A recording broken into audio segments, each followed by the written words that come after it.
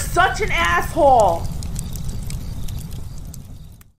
So it was one of those things where I was so at the end of the tunnel. The light was there. I was done with my accounting course. That was all published.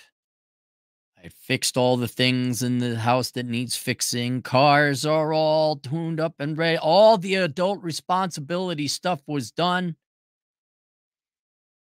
Guy says unto me, well, here, I'll read his request for you. Mr. Clary, as it all really started when I was 3 years old, allow me to give you my life story first. How did we get up? Where is this? Need more information. Oh, okay. There's another. Oh, that means I got another one out. I'm so far behind. My request: your recent video on Argentinian inflation included a reference to Native Americans as an example of things going sideways when people get free shit. I grew up in New Mexico and saw it firsthand. I'd like to discuss commissioning a video response to why this happens, specifically to Native Americans, and if you consider taking a few moments to dig beyond what is already in your head, perhaps a reference or two cited for me to read. Thanks for the hours of free entertainment, kindness, regards. So now I thought, well, maybe this guy grew up on the res. I said, hi, Anonymous. Well, sure, but I need more information. Like, did you grow up on the res? Which tribe are you with? What'd you witness? And he says, I should have not said, I have witnessed firsthand. After thinking about all I saw was a few guys and families that were Native Americans and also lower socioeconomic classes. In New Mexico? No, everyone's wealthy in New Mexico. What are you talking about?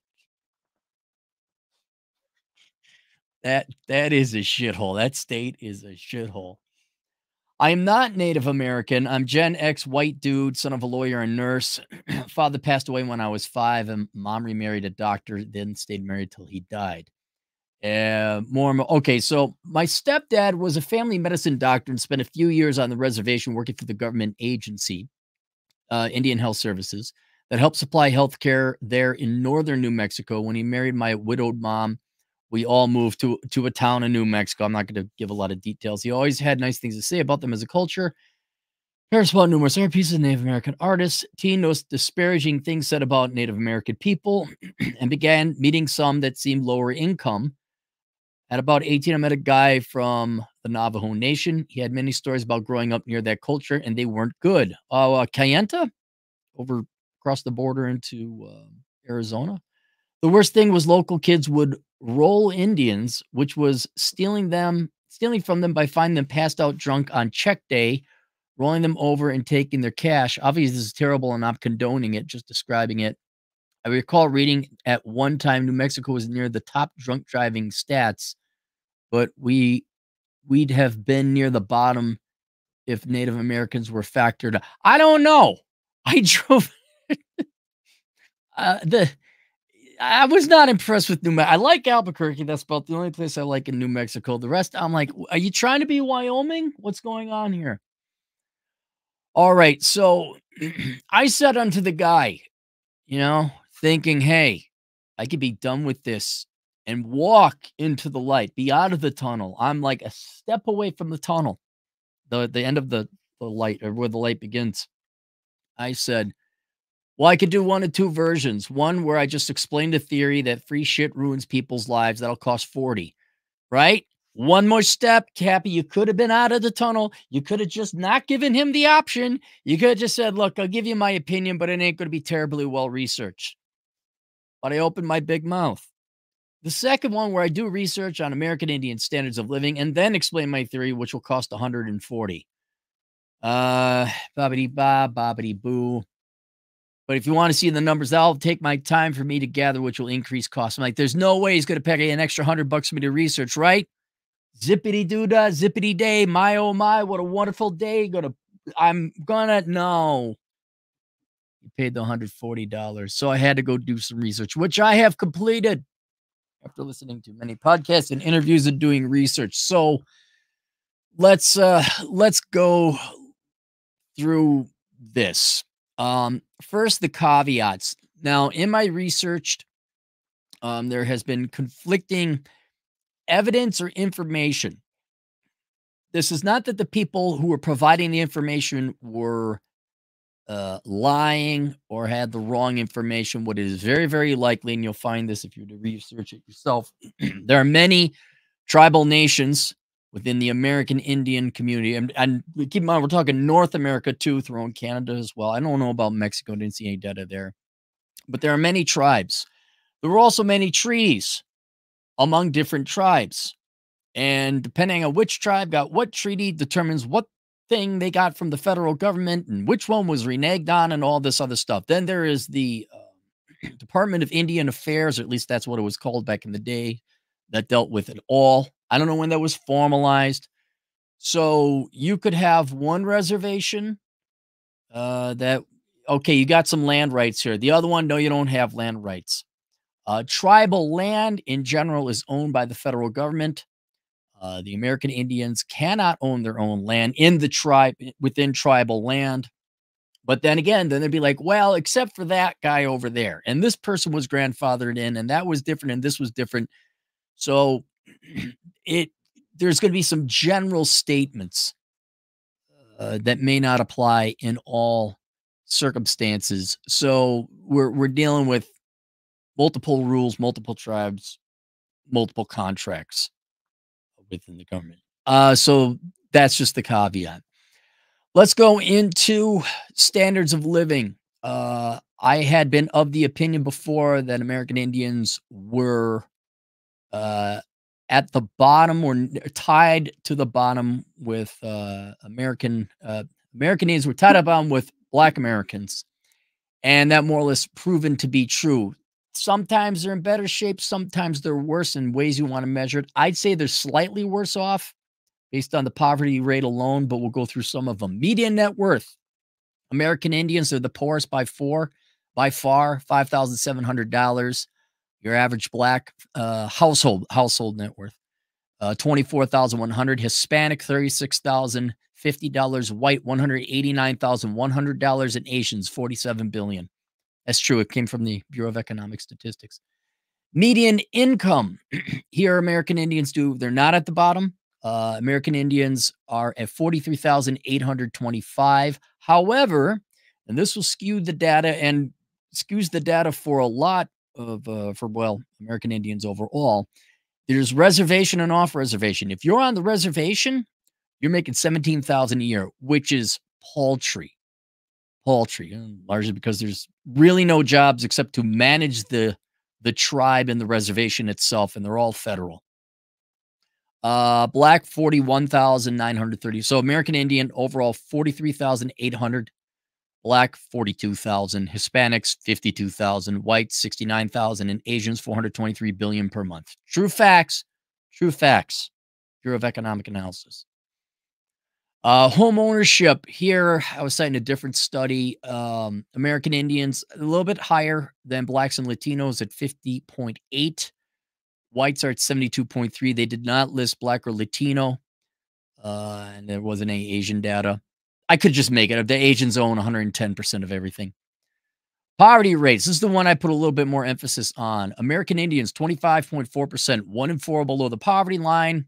By contrast, Blacks, 20.8%, Hispanics, 17.6%, White, 8.1%, Asians, minus 23.7%. They have a negative poverty rate. The Asians are just good at Asianing. Don't judge. Learn. Life expectancies, I would also say the poverty rate and life expectancy, as an economist, I think this would be the number one thing or the number two things. American Indians, 67.9, not even 70 years of age. Black, 72.8. White, 77.5. Hispanic beating out the white guys at 80. And obviously the Asians. Men and women combined. Average, right? Women live longer than men. Men die earlier than women because we want to, right? But the Asians, 84.5. But if you factor in that the fact that all the old Asian ladies, they lived like 127, I'm sure the Asian men would kind of come more in line with the average. This was very interesting data I found from the Department of Indian Services, Indian Health Service. You could look this up. I'll just tell you here. And what they've done is they've gone through all causes of death within the American Indian community. Then they look at it at all races, and then they do a ratio. And the American Indian community all have higher mortality rates by all these main causes of death than the overall population, except for two areas: malignant neoplasm cancer, which is 1 to 1. They have the exact same rate. And then Alzheimer's. They have a little bit low, well, not a little bit, significantly lower, 30% less chance of Alzheimer's. But I'm going to make the estimate is that you don't live long enough to get to the point that you catch Alzheimer's or you get Alzheimer's, because you're dying about, was that 10 years below average or earlier? And the ones that stood out the most, let me get my notes here. Why to causes of American Indian poverty, it's not going to be anything that we couldn't figure out here. Alcoholism, they die 6.6 times more frequently than the rest of the American population. 660% percent more. Related liver or cirrhosis, 4.6. I don't know why they didn't just combine that, but obviously very related. Diabetes, 3.2 to 320% more death due to diabetes. Based on the research I was listening to, you get government food and you get EBT, which they're in a food, especially if you're on a reservation, you're in a food desert. There is not the best food available. There's also the choices we all make, whether or not you want to eat healthy. And obviously, they do not. But that's anyone in America who's overweight, which is 70% of you eating your chicken tendies, going to McDonald's. Diabetes, 3.2 times more on top of the already obese and fat overall American population. Right? Sedentary lifestyle. Accidents, I just threw these accidents 2.5 times. And then homicide, 2.1 times. And that would kind of speak to what you were talking about. Was it number one in drunk driving if you backed it out? I think South Dakota has the same kind of statistics. If you were to back out reservation crime, it would drastically lower whatever metric you're looking at. And usually, as is the case, it's race upon race. It's usually done to other American Indians if you're looking at crime and accidents. So now let's go into the causes. I have my notes spread across my righty sheet and my phone because I was jotting these down while listening and working out. Let's go to the notey notes. And these are from listening to different interviews. Document John Stossel had some interesting people on. Okay. One guy even mentioned the diabetes. They have a dialysis on, I believe it's the Pine Ridge Indian Reservation. So obesity is increasing your medical costs. If you're not healthy, if you're overweight, yes, usually you are going to be getting some form of government assistance to pay for these medical costs. But if you are missing a foot, you are not working. Remove for the fact that your let's just say the medical costs were cost in whole or paid in whole by the federal government. You're still diabetic. You're still not producing wealth. You're still not working a job, or you're working an impaired job now. This was interesting. Rap in the 90s, of all things, which the rap wasn't what killed it, but back in the 90s, I guess, a lot of the younger American Indian men or boys, they started like what was it? The Bloods and the Crips. I don't even know if they're around anymore. They started acting like they, oh yeah, I'm with the Bloods, I'm with the Crips. Certainly that gave rise to crime a little bit, but the main thing that did is it opened up the door to drugs, drug culture, and now drugs are a much larger problem than they were previous to the 90s, largely in part because the cartels are not stupid. I bet those cartels are the smartest, most Machiavellian capitalists out there. And the guy they were interviewing, he's like, yeah, so the Mexican cartels, I think they went to the Navajo Nation first. They're smart. So we're going to get these girls. We're going to get girls. We're going to give them drugs. We're going to have them go to the party. They're going to give away the drugs for free. We are going to get the tribes, or at least the younger kids, hooked on these drugs and sell them. And it worked. So now you have an epidemic of drugs. I mean, of course, happening across the rest of the country. But hey, if you got nothing else going on, you're on the reservation, drugs start to look pretty appetizing. A very large, I would say, if this would probably be this. If I voted or to order them, this would be number 2. A lack of private property. Did I get did I? Oh no, I got that on the other page. I did not know this, but I thought the reservation or reservations were, well, that's a legit sovereign nation. That's the Iroquois land. That's the Ojibwe. That's their land over there, and they manage it as such. And that's up. I was wrong. Most, because again, I had a little bit of conflicting information.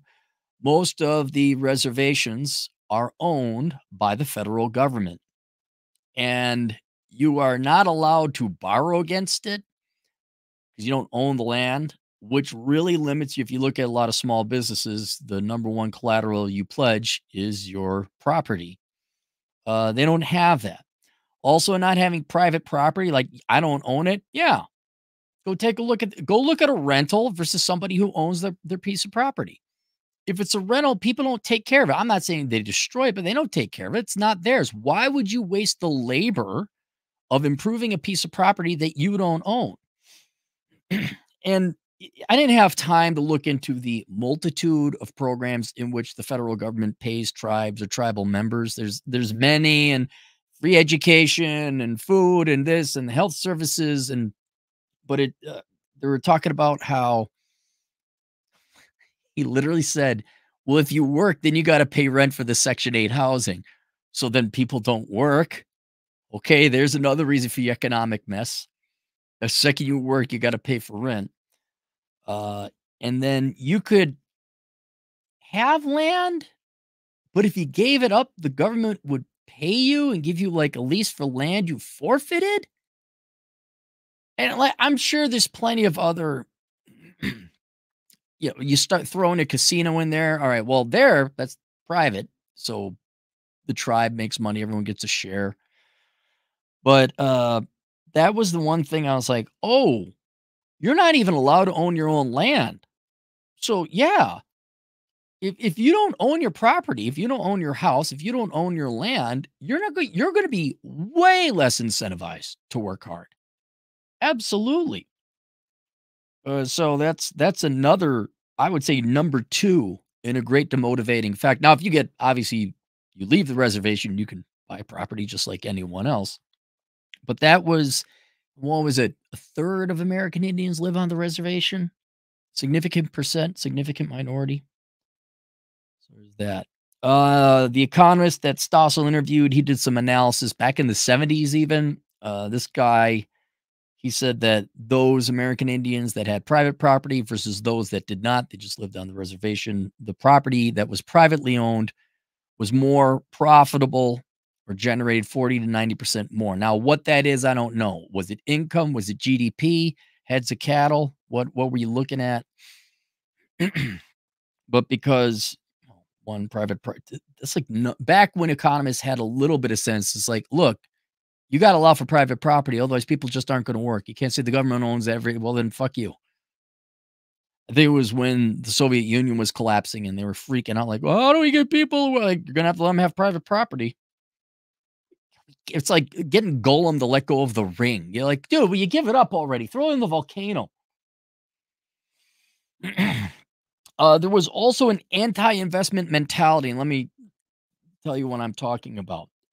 Yeah, there are casinos. That's cool. There's an investment there. Okay, we're going to engage in some kind of business venture. But again, just going to take a stab here. That was approved by the federal government. Like, okay, you are approved to do that now because you don't really own this land. I bet you they couldn't just open up a casino, right? They had to go to the federal government. Like, what is this? Our land or is this not our land? Let us do what we want. So that behooves the question, like, well, what other permission does the tribe need to get in order to build what they want? And so, fine, casinos are okay. There's a lot of farming and ranching out here in the West. But when one guy was like, "Oh yeah, I was protesting the pipeline," I was like, "Oh yeah, the whatever it was, the back in fracking or a gas pipeline or whatever." Well, there's a lot of crusaderism going on. There's a lot of social justice where we're going to fight the system and the white man and da da da. It's like, dude, you had Halliburton, Exxon, Mobil, British Petroleum, Aramco. They, I'm sure they weren't just going to walk in and start digging up the land. I'm sure they were offering to pay you. And so when it was weird. It's like they became Karens, like NIMBY's not my backyard. We're like, hey, you mind if we build this over here? We'll pay you. Well, not in my yard. You can't do it. Well, look, we'll pay you quite handsomely. No, you can't do it. How much would you have made? Look, they would now. There were some environmental concerns as well. Like, hey, no Exxon Valdez stuff, which I understand. But if you're just going to go protest to be, frankly, a pain in the ass, which is 90% of protesters, there's an anti-investment environment where, like, okay, look, you could have, I'd have to do the research. North Dakota, not a lot of people in North Dakota. Hey, whichever tribe, I'm not familiar which tribe or reservations are up there, but I'm sure there's one. I'm sure they're big enough. Like, hey, can we come through your land? Just so you know, it's a pipeline. They're not going to dig up things and put penis statues up. They're going to bury the thing. Hopefully they do it right. You could have an agreement. Hey, this stuff spills. You get in here and you fix it. But if Exxon Mobil came up to me and says, hey, Cappy, I don't know what it would be price per foot or yard or acre or whatever. We'll put it in. If I said, okay, here's an agreement, you put it, and then if it spills, you got to come in here and fix this like that. How much money? Deal. Well, there would have been some actual investment, not only directly into the American Indian community, but around the area, which would have generated, a new factory goes up. It's going to help everybody in a 50-mile area. So that was kind of, I don't know, cutting off your nose to spite your face. Is that the saying? Do you like money? Do you not want investment? So that one was a weird one. Casinos are okay, but pipelines, no. Like, okay, wouldn't some jobs open up if you let the pipeline, even if it didn't go through your land, it goes through and they're going to hire some people? They need truck drivers. Talked about drugs. Alcohol, though, is way worse. That is the number one killer.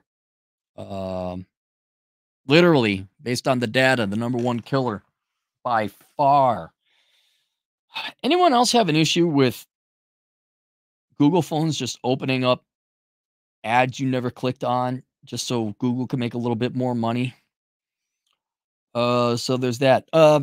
Continuing on with the research I found, familial corruption, government corruption, the tribal governments, very corrupt. And what the people were saying was almost like, oh yeah, this always happens. It's kind of like regular American corruption. Whoever gets elected to chief of the tribe, they pillage the funds. A lot of nepotism. The proceeds go to help out their family to build fancier homes or fancier trailer or whatever. Now, keep in mind, none of the,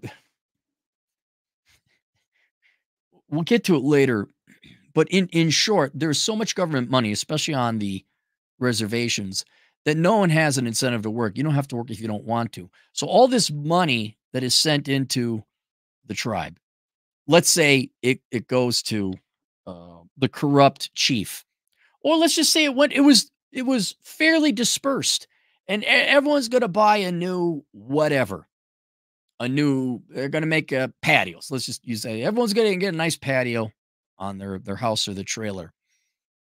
No one builds decks. No one's working. So what do you got? You got to go outside. I know a couple concrete workers. The tribe doesn't have concrete workers. You got to go outside of the reservation to go find the concrete workers. So then the money goes back out of the tribe. If there were concrete workers, companies within the reservation, not just a gas station or a coffee shop or a liquor store, although some reservations are dry. You know, just these token things, but you actually had an industry or a base, the money would stay there within the community.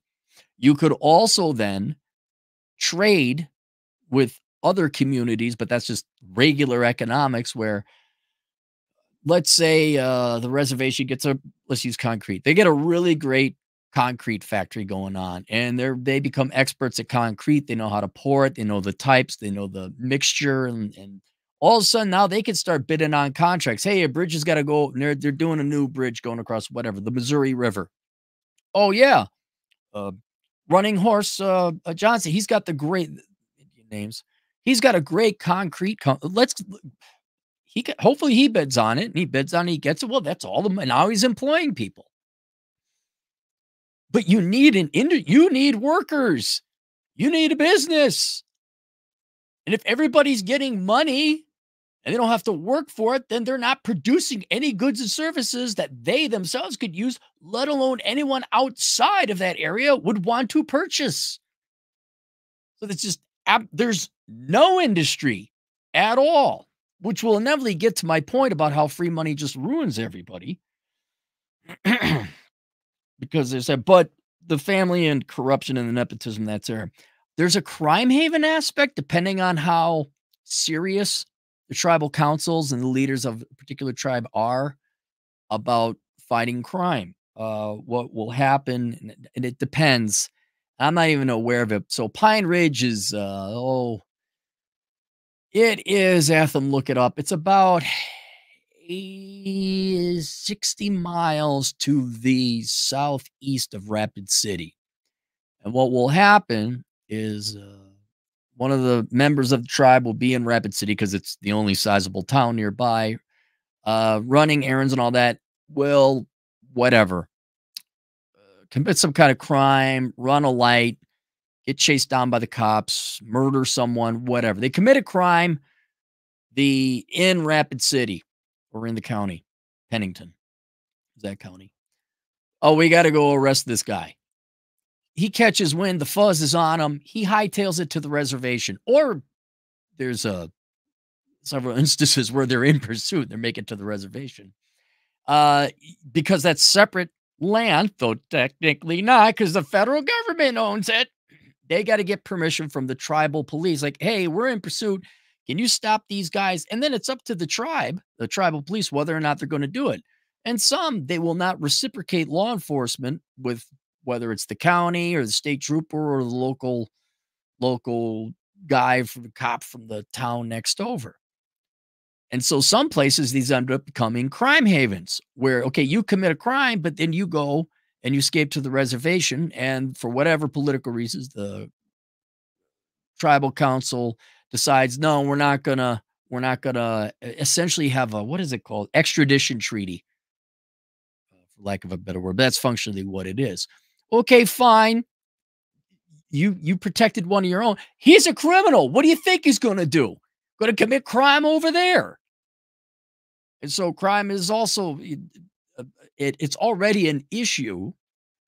But if you're going to be a haven for criminals, don't be surprised when there's a lot of crime in your haven. So and then you look at assault and homicide. Yes, twice the national rate. And then I saw a little bits and pieces of this, and that was an abduction of responsibility. And the example I'll give you is this. Obviously, alcohol is horrible. It destroying American Indian communities, families. So they get a dry reservation. Okay, fine, cool. Right. Well, there was a border town, maybe it was in Nebraska, where the reservation ends at the state line, and right across the state line, as you say, they could do it to their advantage too. Now, this is somewhat savvy. You might see that where you get into an American Indian reservation and they got cigarettes dirt cheap and gas is dirt cheap. Like, there's your moneymaker. That's how you should do it. But you get across from a dry country, there's a bunch of bars set up. Now, is it ethical for people to do that? Not really, no. I'd kind of be like, hey, genetics, they got, they can't handle it, man. They didn't have booze until we got here. All right. Maybe you ought to not do that. But all right, you can do what you want to your land. They're saying, oh, we marched and protested these bars because they were destroying our people. No, your at the predispositions to alcoholism aside, genetic, understood. At the end of the day, you still put the bottle in your mouth. And it's like, oh, you're destroying our people. No. You are destroying yourselves. The solution is not the rest of the world must change. It's like, no, you need to take responsibility and not do that. I'm intricately familiar with it. I'm an alcoholic. You just can't drink. You cannot do it. That is, if you have, it's the first, and you ain't coming back. Maybe you just have to know not to do it. I don't go around like I can walk into a liquor store. You know, I can buy booze for other people, but just not drinking. I'm okay. Oh, how dare this liquor store be here ruining my life? No, at the end of the day, Aaron Clarey decided to take the bottle off the old cap of Rumplemints and drown himself in it. That was an Aaron decision, not a liquor store problem. So there was little bits and pieces of that. Then there was the guy just outright said, yeah, the kids don't want to work because they were getting COVID payments. And then they also get some whatever of the bevy of different payments that come in. The kids, generation growing up, like, well, why would we work? Why would we study hard in school? We get money, we get food, clothing, and shelter. It's not the greatest, but that's another reason for the poverty. You essentially pay them not to work. And that's where we'll get to the I guess the final point here. It was not me who came up with this observation. It was Turd Flinging Monkey. And he said that because he was brought up poor. He grew up Section 8 housing. His mom abandoned him. He had a way worse life than I did. But he got to see poor people and what free money did. And what he pointed out is that the worst drug in the world is not heroin. Like, heroin's the most addictive and it will ruin your life. It's free shit. Because in getting free shit, it prevents you from evolving and growing as human being, especially when you're younger, to the point that you're a self-reliant, independent adult who can work and produce the goods and services he or she needs, or work to raise the money to buy the goods and services that he or she needs. And this is not specific to the American Indian community. You tell me if this sounds familiar across all racial categories, whether it's, the barrio or the ghetto or the trailer park, right? or the res. You pay people to keep them alive. All right. So you eliminate the first 3 levels of Maslow's hierarchy of needs. You got food, clothing, shelter. Unless you really want a great life to go on to those loftier goals like social acceptance and self-actualization, if you want, you can look into those, and community belonging, finding the vast majority of humans, because it's been the vast majority of their existence, they're just happy to be alive. And once they get their food, clothing, shelter taken care of, they're not going to work. It's the vast majority of humans. I don't even fault them for that. That's human nature. But what ends up happening is you essentially keep these people on life support. They're both alive and dead at the same time. Yes, they're alive. Yes, they're conscious. But they're not going to live a life. They're dead. They're dead inside. And whether you like it or not, for better or worse, that battle through Maslow's lower levels of Maslow's hierarchy of needs, that is what makes you a man or a woman. That is what takes you from raw, tainted, worthless pig iron and turns you into sharpened, galvanized steel. You have to go through that trials and tribulations. You have to learn how to support you. That's what makes you an adult. That's what gives you character. This is why nobody really likes Atham, but it's begrudging. It just hurts that you have to listen to him because he's an interesting man who went through interesting times and they were all harsh and all challenging. This is why you'd rather talk to somebody who went through war, who was brought up poor, like Ed Lattimore's book. Talk to Atham, my buddy Khan, all these different people, these predominantly men who went through these hard times, but they made them interesting people. Now compare it to having a conversation with a pretty girl from the suburbs who had rich parents. Holy fucking boring. There's no human there. There's no struggle. There's no story. In part why I put Geronimo, who's the guy on the cover? That's Geronimo. And if you look through his story, he tried to go straight, but they kicked him out of the community because he couldn't stop gambling. I'm like, okay, that's the guy. I'd rather talk to that guy than some fucking prude with her master's degree in social work.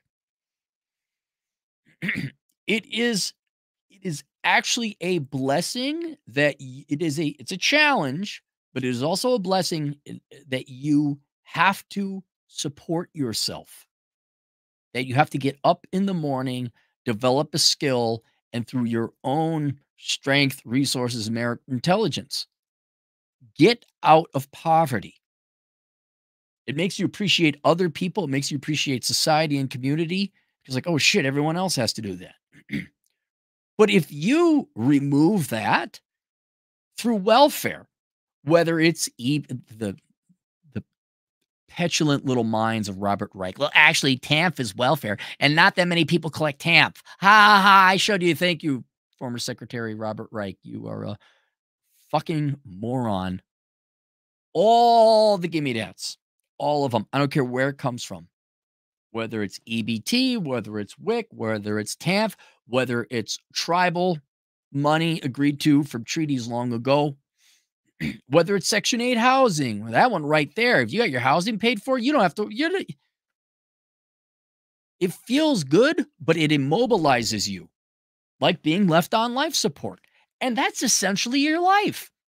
This is why people are absolutely miserable when you're on welfare.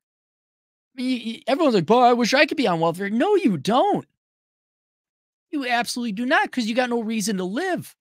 That's why drugs run rampant. That's why everyone's on antidepressants or emo drugs or Adderall or pot. It's to make the pain go away. And it's not a coincidence at all. I mean, genetic predisposition aside for alcoholism, but it's not a coincidence at all that alcohol is there to drown the sorrows. Whereas if you had a reason to get up in the morning and whatever, even if it was something as mundane as going to school, majoring in accounting, going to work, plowing the fields, it's better than staying at home and doing heroin or collecting a government check where you are paid to do nothing. And humans, whether you like it or not, weren't built to do nothing. They were designed to do things. And if you don't do things, you are going to be miserable. Your brain is not built for that. If we were to liken it to the American Indians, I mean, at least the Plains Indians, I don't know, the Seminole were in Florida. I don't know what they did. Probably fished. I don't know, built condos, whatever they did down in Florida. You had to hunt the buffalo. That's no joke. You had to be mobile. You had to go where the herd was. You earned your keep. You had a good day. You came back like, I'm just going to sit here. I don't know. There was no PlayStation back then. No, you had obligations. Oh, there were rituals. Warrior, you must climb that and do this and be on your own and come back with the husk of a bear. It wasn't like sit on your ass and whine. There was none of that. At least there was pride and investment back then. Now, regardless, doesn't matter where. whether you're Jessup in the trailer park or Jerome in the ghetto. You just collecting a government check, playing your video games, jerking off to prawn, doing drugs, getting drunk, whatever. Yeah, you're miserable. I might also point out there's another group of people who ignored human biology and human nature, and they didn't have kids, and now they're miserable. I won't mention which group that is. All right. I'm not saying we'll call them birthing persons, right? Am I right? I'm just trying to be like you leftists. I'm trying to respect everybody. The birthing persons are not doing the birthing. And if you look at antidepressant use, it's so fucking funny because they're so arrogant about it. Like, it's like, don't deny who you are. You got to. I always thought about writing a children's book about the rhinoceros who wanted to be a giraffe. And like this rhinoceros was so desperate to become a giraffe and it would be a metaphor. Like, the rhinoceros would dye its tusk crazy colors and they get like a Skrillex haircut. And then it would like get surgery to put its big rhinoceros head on a giraffe neck, but the neck wouldn't be able to hold it. So he had to drag his head. It'd be a horrifically horrible book. And at the end, there'd be a rope because they lived a lie. And then it'd be like, oh, maybe you shouldn't deny your nature. And I know the drug cartels are bad for any community that comes into them. Alcohol, oh, by the way, shock, if you have a dry, what's it called? Reservation, there's bootlegging and booze running. Surprise. Yeah, the cartels are not good for you.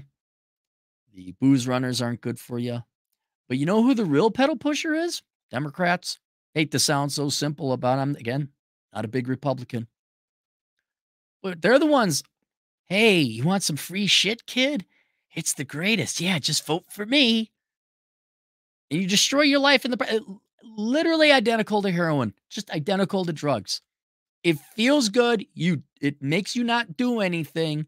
And at the end of the day, you're poor. And how many generations? So in 1965, at least 2, going on 3 generations, depending on how you measure it, maybe 4 generations of people. Just how many people they were born, brought into this world, and their whole life was just sitting on government dole, living in government housing, to end up like grandma, getting her whatever welfare check or WIC. No, I guess at that age you wouldn't get WIC. EBT, what paltry social security check she gets, and she's watching what telenovas, soap operas, The Price is Right. What? That's it, and then they die. Wow, fucking sucks, man. That is, you might as well just be a vegetable with a bedpan being kept alive. And that's where I have no problem. Like, nope, because it is a drug. Free money is a drug. Now, we should also make it a lot easier to find employment and work, and this is where Cappy would go after the corporate was if he was ever president. I'd be like, hey, nice master's required, bachelor's preferred request you got there on that job listing. Be a shame if the federal agents went over there and just happened to find some embezzlement going on. I think you need a training program. Otherwise, my finger might get a little itchy and want to sign into law a 75% corporate tax rate just for you. That's what I thought. You were going to get that training program and knock it off, requiring people like waste 6 years and $250,000 on a degree. That's what I thought you were going to do because you want the future younger generations of Americans to make it be able to afford a home. I knew you would do that. I knew you weren't an evil MBA corporal. Just looking to enrich yourself? Of course not. Of course not. That house you got, boy, that fetch a pretty penny if we would just take it from you. Then the Democrats would probably be okay with that. They'd be like, oh, he's just confiscating property. Wouldn't be able to do it. But there'd be ways I could, hey, I'm not going to tell you. It just really the conversations I would have with some corpo asshole, like, get in here. Hey, what's this master's required bullshit? Yeah, you're all going to knock this shit off. I'm going to go to fucking war with you. And instead of you being able to focus on running your businesses and increasing sales, and you're going to be caught in courts for so fucking long that you're going to be begging and pleading that you could start setting up training programs. And then they'd leave. And then they'd be like, oh my God, articles would be written. Corporations are getting rid of college requirement. HR departments being fired left and right. Young people can apply for jobs again. No, we can't do it. Still, we can't do that. It's crazy. But yeah. And you know what? The sad thing is, given all the government welfare handouts, assistance, and all that, you still look at all the numbers. It's right there. In spite of that, you still have lowest or near lowest median net worth, lowest or near lowest median income. Home ownership is all right. Poverty rates, life expectancy. Like, come on, man. Do you really need to have your foot cut? Are you really? Is the free money that good that your foot is going to be cut off? Well, it'll be paid for by the government. Yeah, but you're missing a foot. It just me. All right, there you go. Done with that.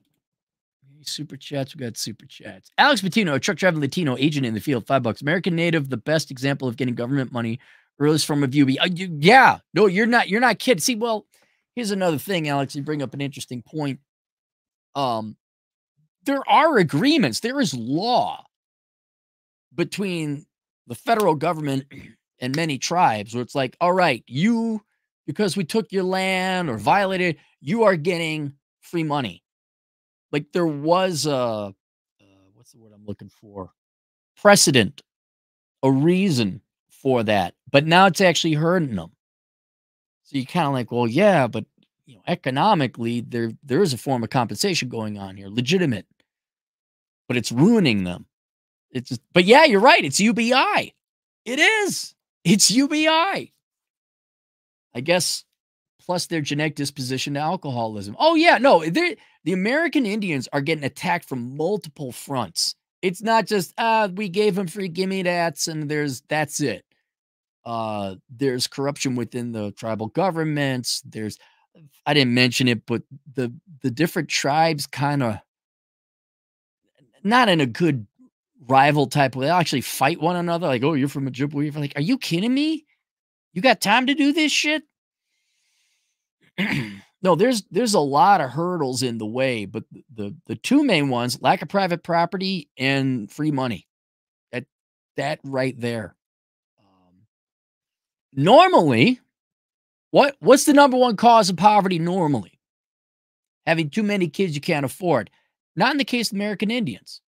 I think they have even less kids than white. They're in between white and Asian. So it's not having too many kids. That's normally what it brings about. But it's yeah, the alcoholism, no private property, and free shit. Among other cultural, social things as well. Alex Patino, $5. By genetic disposition, I mean, allegedly they're unable to metabolize the alcohol the same as other groups. Of course, there's no evidence. There isn't? I thought there was.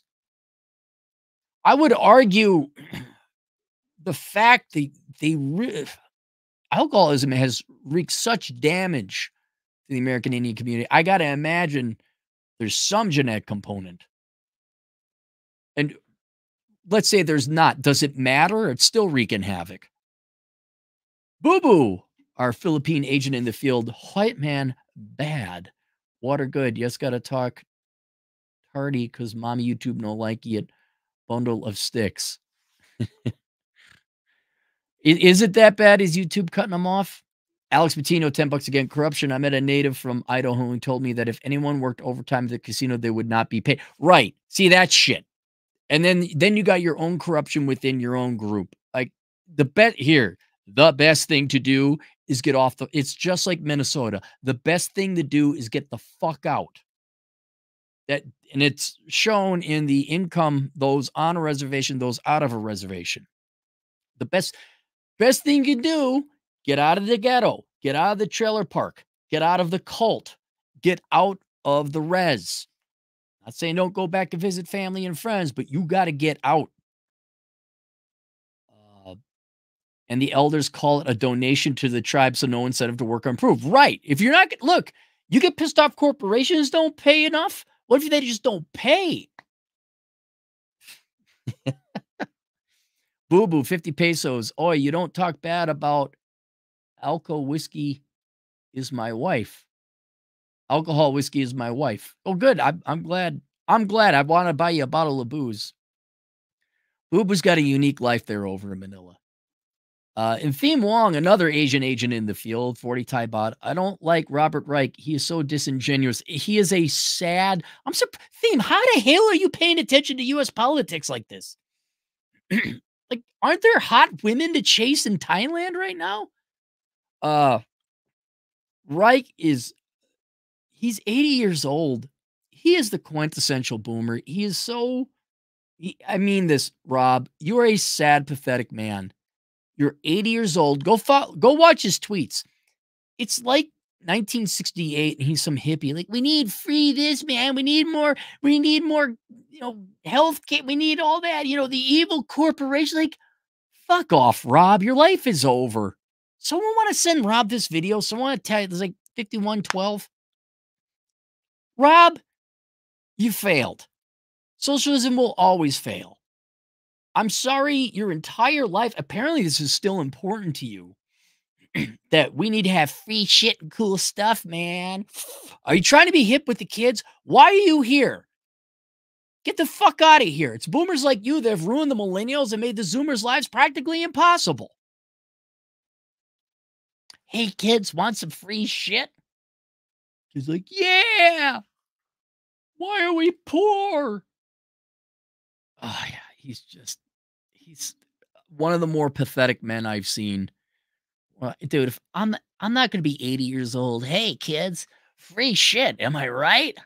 Subscribe and like. I'd be spending time with my grandkids or great grandkids, I guess, at 80. All right, that's it. Links to everything below. So I linked to several things below to help you, regardless whether you happen to be American Indian or not, because that's mostly, I guess, how I got here is getting out of poverty, both for myself and then majoring in finance and economics and all that other stuff. So the resources linked below: Bachelor Pad Economics, universal book on how to get out of poverty. All right. You can read it. You don't read the whole thing. You read only the chapters that apply to your life and you go there. There's also a course I have called How to Stop Being Lazy. Right? Your parents are supposed to teach you how to stop being lazy so you get off your ass and you work. Parents don't do that anymore. Teachers reinforce laziness. Oh my God, you have a case of the hoods and you need drugs and nothing's your fault and don't work and sit here and play video games and get your disability. No, you got to be miserable. So I have another course called How to Stop Being Lazy. That's open for enrollment all the time. And I also linked the Black Man's Guide Out of Poverty, because even though we're not talking about black men, there are some correlations, like black men, black women too, different racial groups. You are being targeted by leftists with the whole victim, white man bad, oppression, and all that other shit. And even though culturally it comes out a little bit different flavor, different color, it's all the same core problem. And so if you are poor and have to be of a not white race, please go get that book and read it. Yes, it is written for black men predominantly. Be like, oh yeah, I see how that applies to Latinos and all that other stuff. I don't know. Do you want to be poor for the rest? Do you want to be the fifth generation of your family that's poor? Or would you like, I'm not guaranteeing you're going to be rich, but would you like to not worry about money anymore? That's totally doable. Totally doable. Listening to your mom, which was fourth generation welfare collecting, and nobody knows their dad. She don't know how to get out of poverty. All right. She don't. This book does. All right. There you go. Questions, answers, assholeconsulting.com. See you guys later. Toodles.